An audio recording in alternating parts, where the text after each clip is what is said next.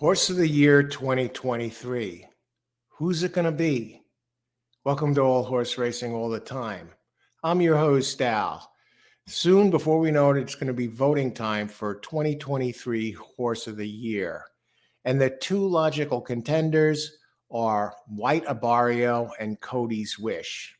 So the question is, we're going to take a look at that right here. White Abarrio or Cody's Wish for Horse of the Year.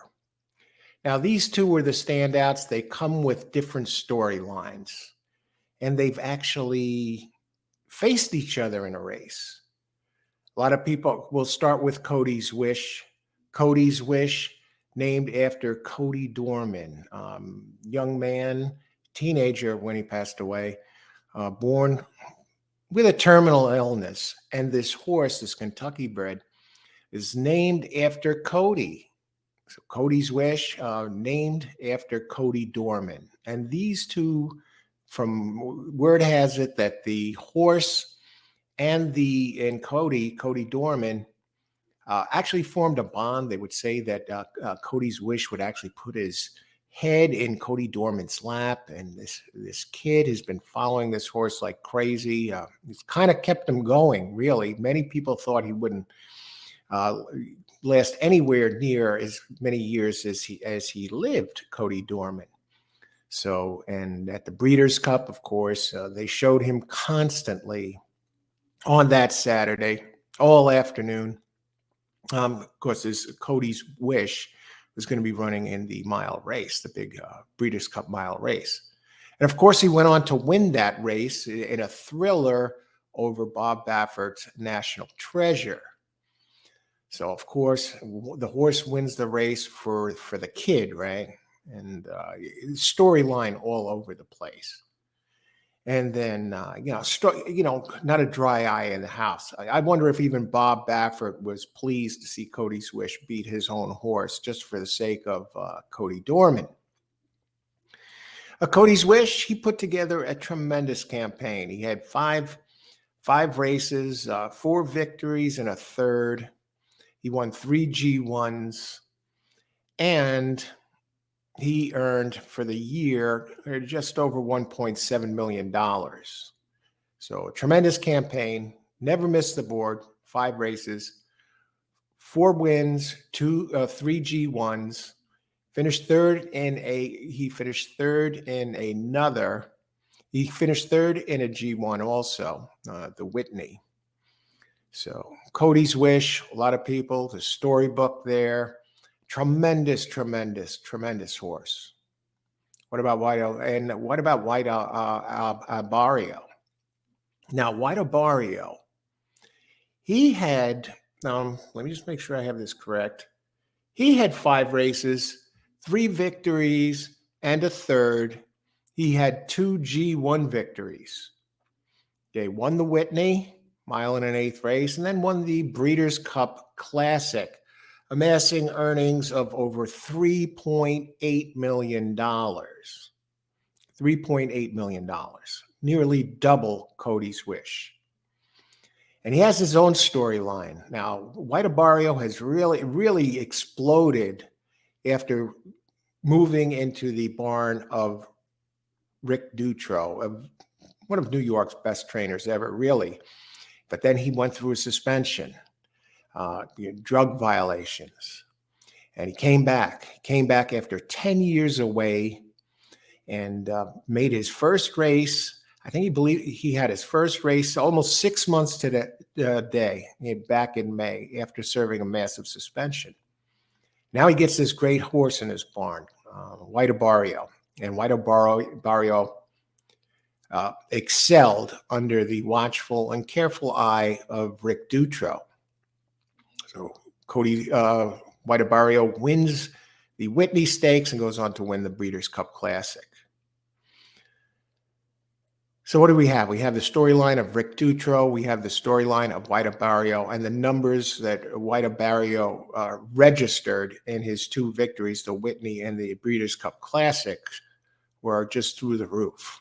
I mean, we haven't seen a horse like this since Flightline as far as pure dominance when it comes to speed. So what do we do?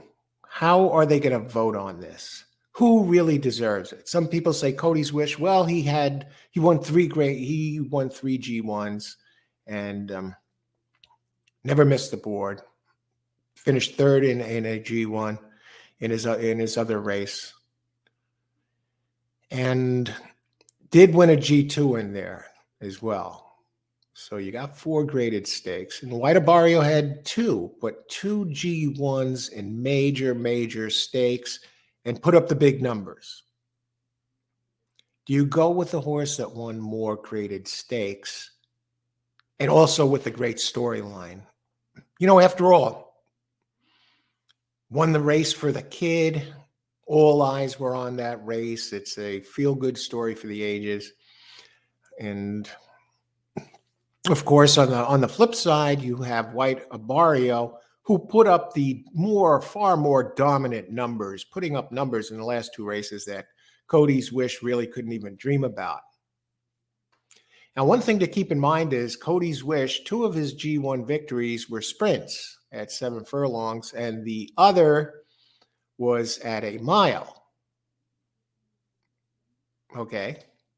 So Cody's Wish really, two-thirds of his G1s were sprints. So you're almost talking about a sprinter against a router here, whereas White Abarrio won 1 1/8 Whitney and also the Breeders' Cup Classic at considerable distances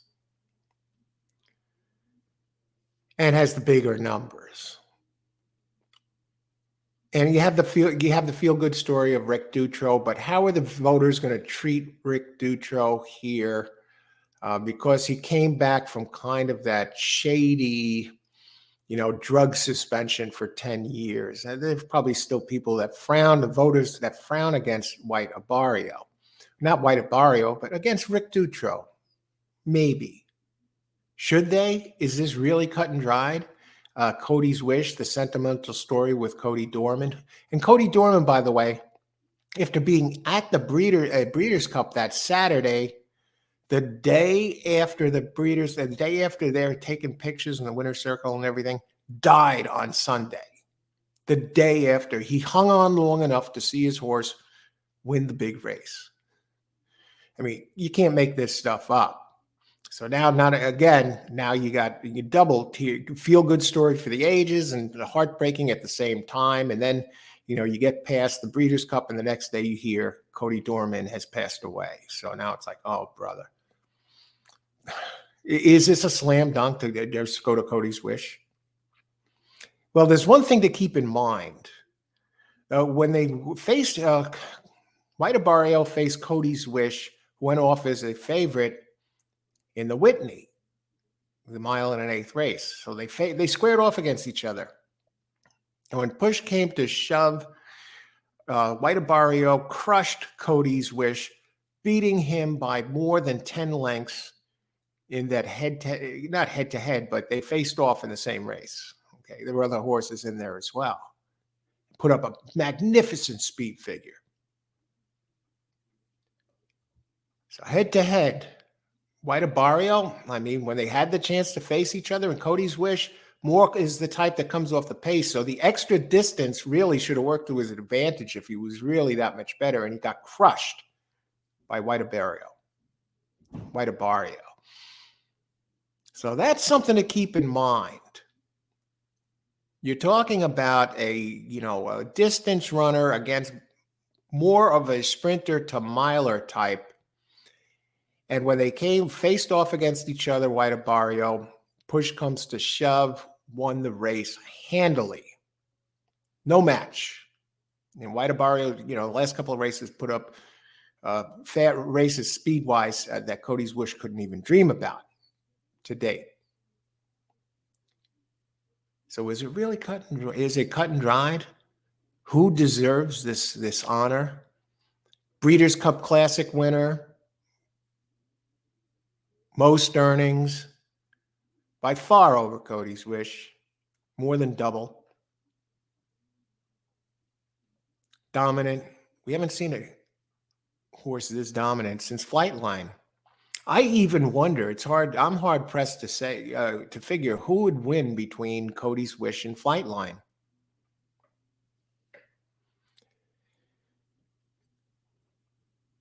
Horse of the Year should go to the best horse. Abarrio, I believe, proved himself to be the best. The horse to beat. He's going to be looking at the Dubai World Cup next year, the Saudi Cup, and I believe already Rick Dutro, he's looking at Horse of the Year for this one. They're mapping out the path. Cody's Wish, a feel-good story? Sure. And Cody's Wish is a tremendous, tremendous talent. You can't take anything against him. We'll go back to the sentimental thing with Cody Dorman. I know it's such a shame that he passed away, but he was a fighter, and he lived long past what the years that they thought he would live. And it's a feel-good story. But people go through life struggles all across the globe, in all walks of life. Do you take their feel-good story and you make that the basis for determining a major award over somebody else who did something spectacular in the arena where the award is given for? Is it a slam dunk for White Abarrio, given that? No, I don't think it's a slam dunk. Some people, depending on the voter, might look at the extra G1 win for Cody's Wish. But let's hope that they move in the right direction here. Nothing against Bill Mott, the trainer of Cody's Wish, or Cody's Wish, or Michael, or Cody Dorman.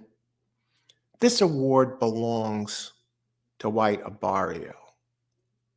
The dominant horse, the fastest horse of the year. Brilliant, breathtaking, White, Breeders' Cup Classic, the tremendous earnings, 3.8 million plus in earnings. Rick Dutro, hats off to him, and doing a terrific job in his short time back after serving a 10-year suspension. As far as I'm concerned, the jury is out. White Abarrio is Horse of the Year, deserving Horse of the Year, whether they give him that award or not. What do you think? Leave your thoughts in the comments down below. If you enjoyed this video, click the like button and also click on subscribe if you like to get notifications of upcoming video live shows and more videos, horse racing videos here at All Horse Racing all the time. Thanks for watching, everybody. Who do you think? White Abarrio or Cody's Wish for Horse of the Year?